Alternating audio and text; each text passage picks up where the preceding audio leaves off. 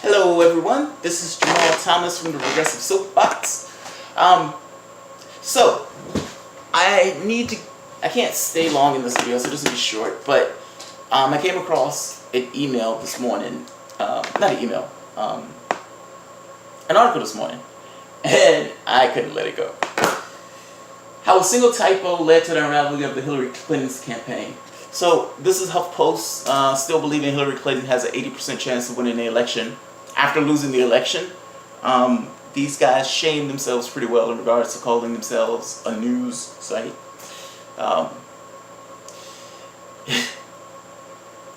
My issue with...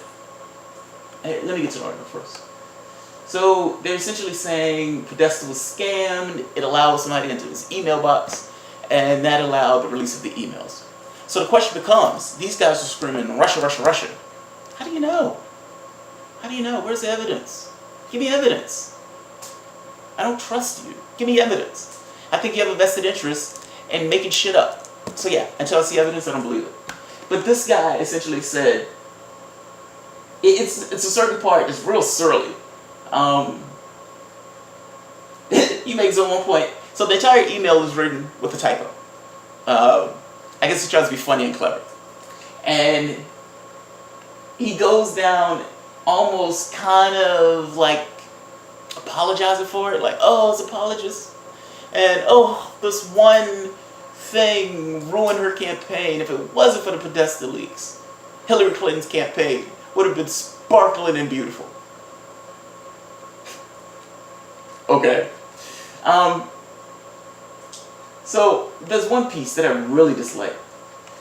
So he makes mention of somebody who's a quote-unquote Twitter conspiracy theorist who wondered, it's odd that Devlin would advise Podesta to change his password since the phishing email was obviously bogus. Well, why is that odd? I mean, look man, it can have gone either way. I mean, yeah, if somebody says, hey dude, you need to change your email, fair enough.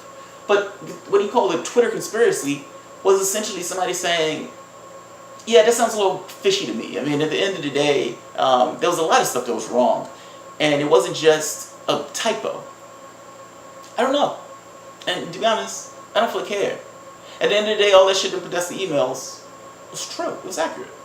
Nobody told them to say it. Nobody told them to, be doing pay-for-play politics and all that other shit behind the scenes. I went through plenty of these emails. You know the one thing I didn't see? Us. I didn't see them say shit about us. At least not in any meaningful way.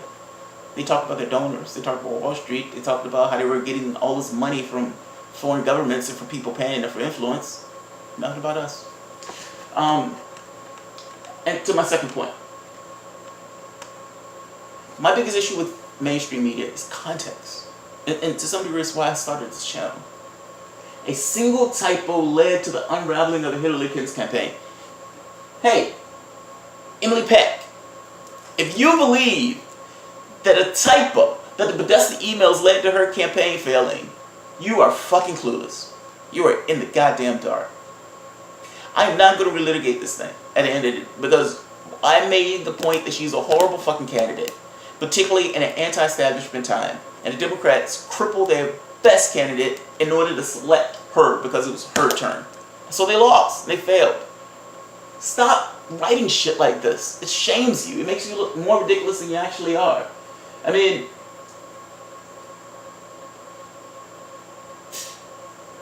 this is the problem with democratic philosophy.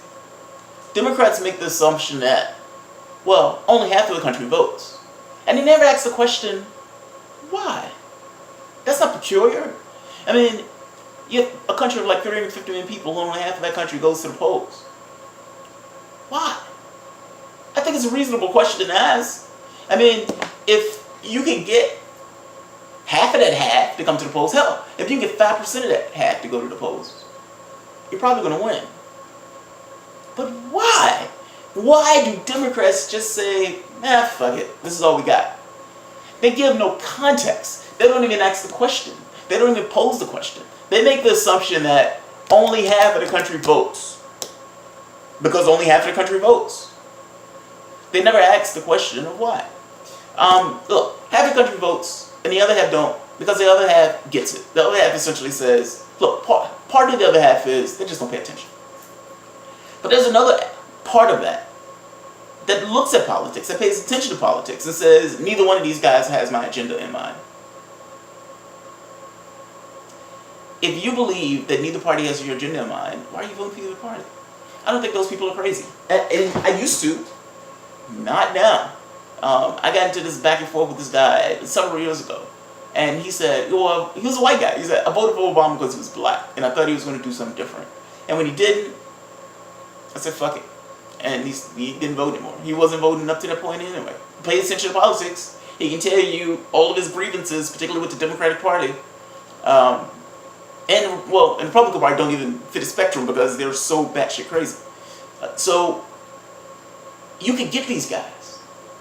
They're there. When Bernie ran, he got all those independents. Those are people who often didn't vote Democrat. They didn't vote at all.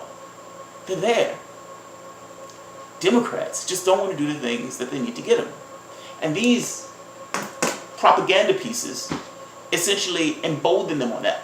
They allow them to hide the truth of the matter that, hey, these guys aren't voting because they're disinterested. They're voting because you're not giving them any goddamn thing to vote for. That's the truth. If you want to get these people to the polls, give them something to vote for. Do something. Stand for something. I mean, I don't give a shit what you say. Last point. Bill Clinton. So, back during Bill Clinton's election, Bill Clinton was the first Democrat to raise more money than than the Republican candidate. And what Bill Clinton did, he did a falsity bargain. He said, I can take a ton of money from Wall Street, and because I'm a Democrat, I can affect change in policy that Republicans can't. At the same time, I can continue to use progressive language of other Democrats. They call these guys third-way Democrats or neoliberals. And even though there's liberal in the title, there is a tenuous frayed thread between what liberals were and what liberals were after Bill Clinton. And Obama's in that mode, to be honest. Bill Clinton went in, deregulated Wall Street to an astonishing degree. Republicans wouldn't have dared touch that. But he was able to get away with it. I'm Bill Clinton, I feel your pain. And Bill Clinton, trust me. He also deregulated the communications industry in regards to the media. So now you allow just a few media companies and multinational corporations to own the airways and what people put out. There was a crime bill, of course, that exploded the prison population, which is extraordinarily right-wing. There was also welfare, essentially destruction of welfare in this country. The amount we pay for welfare, where we're giving money to people, it's like 2%. It's astonishingly low. But you hear these guys howling at the moon about welfare. Well, Bill Clinton destroyed it. 70% of which of those people were kids. Bill Clinton, man.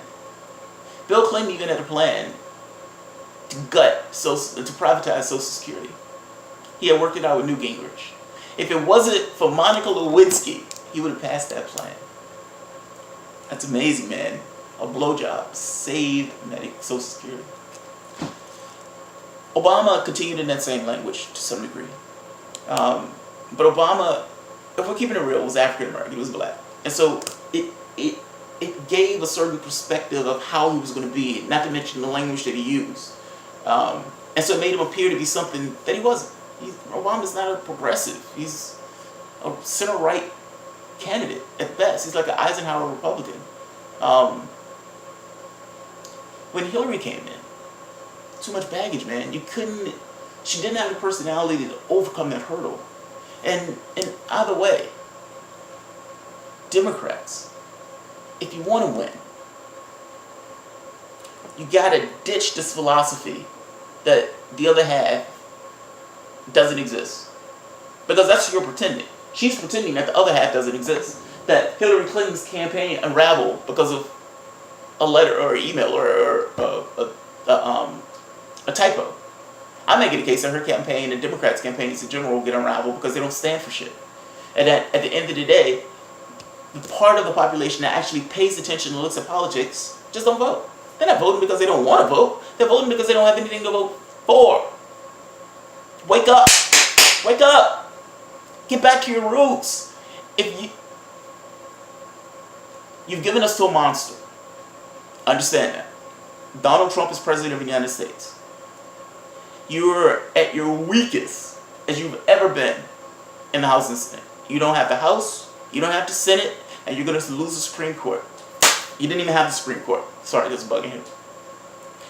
And 66 out of 99 state and local governments. You've lost. You've lost this philosophy that you've come up with. It doesn't work. You're expecting to be in the wilderness for a little bit and then get back in power right off the bat. But when? Your odds in 2018 are worse. You're trying to defend more seats, which means more likely than not, you're going to do worse in the Senate. You're going to lose. You're going to have less power. It's not working. Come to light. Come to the light. Come to the light. Give some people something to vote for, and they'll vote for it. Build it, and they will come. Stand for something. Go into these places where you quote unquote believe that you don't have, if you don't have standing. Talk to these guys. Have the conversation. Yeah, you may lose, but you're losing anyway. At least have the chance, man. Get in the goddamn fight. Have a spine. Say something. Say something that's real, not something that's... Look, man, just stand for something. You are fucking this country over royally by your behavior and the things that you guys have been doing. If you want to know why you guys lost, look at you guys are empty suits. And you've lost your soul since the Democratic Party has made this Faustian bargain and taken all this money. Emily Pat, you don't know what the fuck you're talking about. Sorry to be blunt, but it's true. I'm sick of seeing these articles. So, God bless. Have a good day, everybody.